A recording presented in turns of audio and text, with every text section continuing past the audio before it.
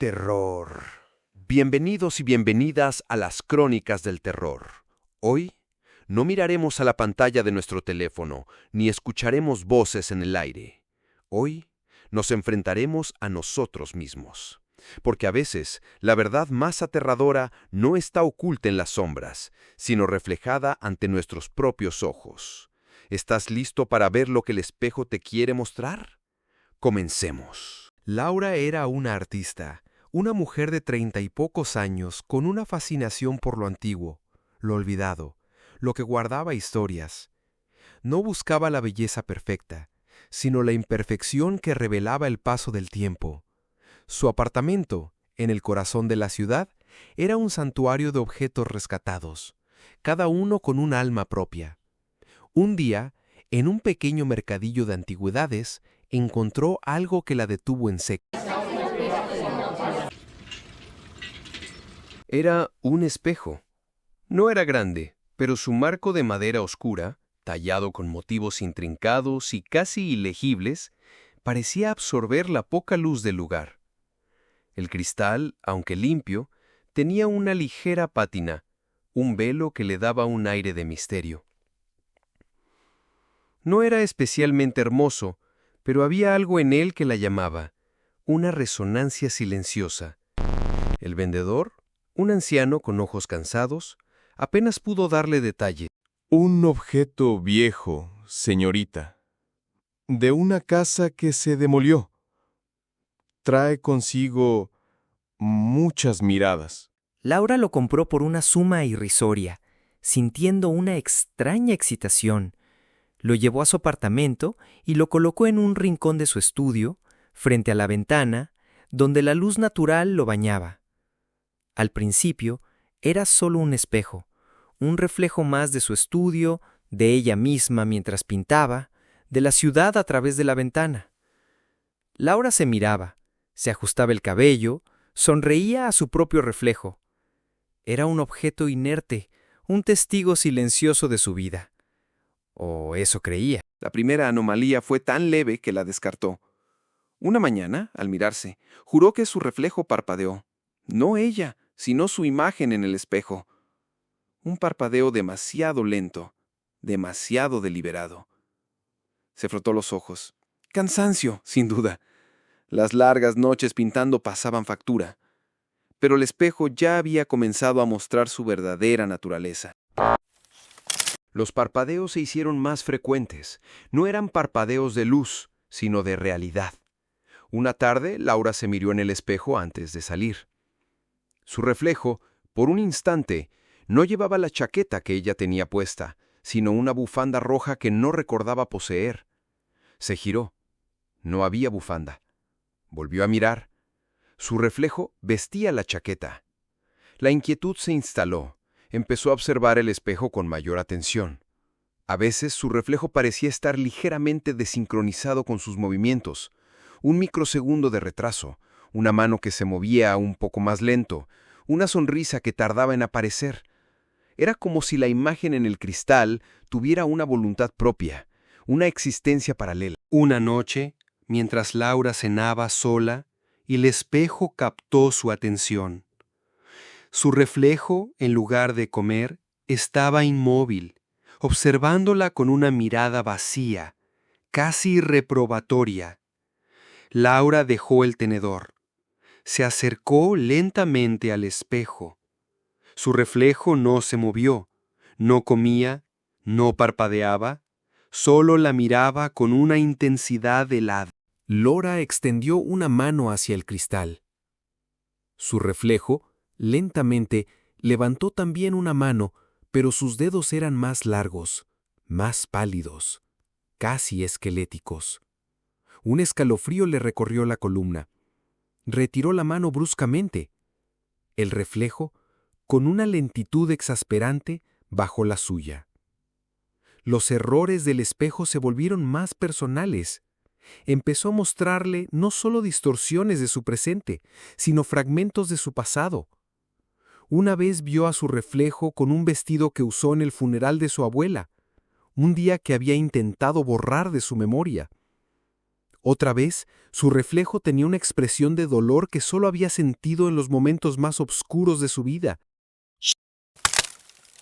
El espejo no le mostraba lo que era, sino lo que había sido, o lo que temía ser. Empezó a evitarlo, a cubrirlo con una tela, pero la presencia del espejo se sentía incluso a través de la tela, una opresión en el aire, una sensación de ser observada.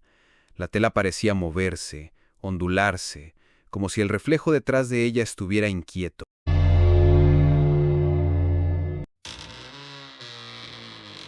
Laura ya no dormía bien. Las pesadillas se mezclaban con la realidad.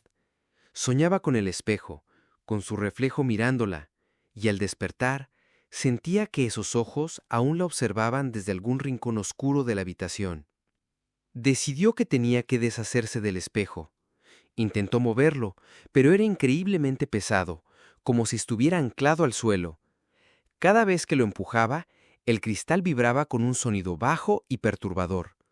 Frustrada, intentó descolgarlo de la pared, pero parecía fusionado con ella. Los reflejos se volvieron más agresivos. Ya no eran solo parpadeos o desincronizaciones. Ahora, su reflejo en el espejo mostraba una versión de ella misma con los ojos completamente negros, la piel pálida y una sonrisa grotesca que no era la suya. Esta versión la imitaba, pero con un matiz de burla, de maldad. Una tarde, mientras Laura intentaba pintar, su reflejo en el espejo no sostenía un pincel, sino un cuchillo. Y la imagen en el espejo, con una mueca, lo acercó lentamente a su propia garganta. Laura gritó, tirando el pincel. Se giró. No había cuchillo. Su reflejo, en el cristal, sonreía. La paranoia se convirtió en terror. Laura se encerró en su habitación, lejos del estudio, pero el espejo parecía proyectar su influencia. Las superficies reflectantes de su apartamento cobraron vida.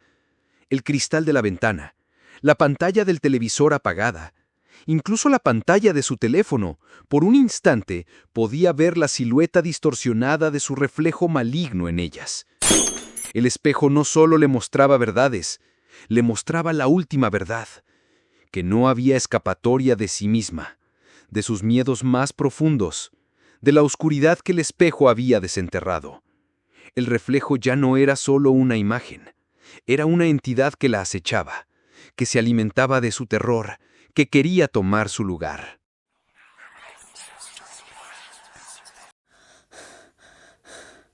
Laura se negó a comer, a dormir.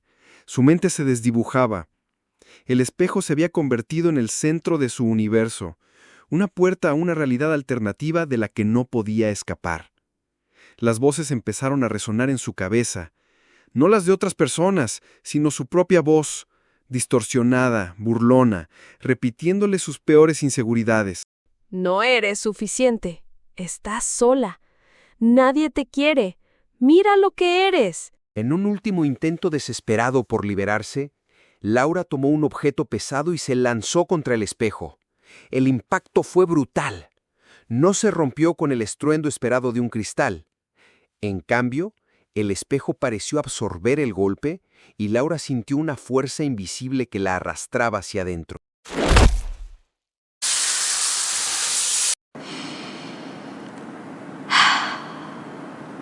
Cuando la policía, alertada por los vecinos por los gritos y el silencio repentino, forzó la puerta del apartamento de Laura, lo encontraron en perfecto orden.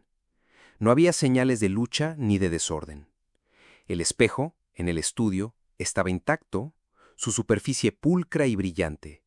Pero Laura no estaba. La buscaron durante días, semanas. No había rastro. La única anomalía que encontraron fue una extraña huella dactilar en el cristal del espejo. Una huella que no coincidía con ninguna base de datos. Una huella que parecía demasiado perfecta, demasiado fría.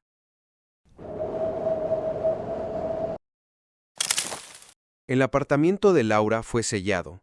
El espejo, un objeto sin valor aparente, fue llevado a un almacén de objetos perdidos. Allí permanece, entre el polvo y el olvido, esperando. Se dice que a veces, en la quietud de ese almacén, cuando la luz de la luna se filtra por una rendija, el cristal del espejo se ilumina, y por un instante, si te atreves a mirar, puedes ver un reflejo, no el tuyo, no el de Laura, sino un reflejo que no pertenece a este mundo, una figura con ojos vacíos y una sonrisa que no es humana.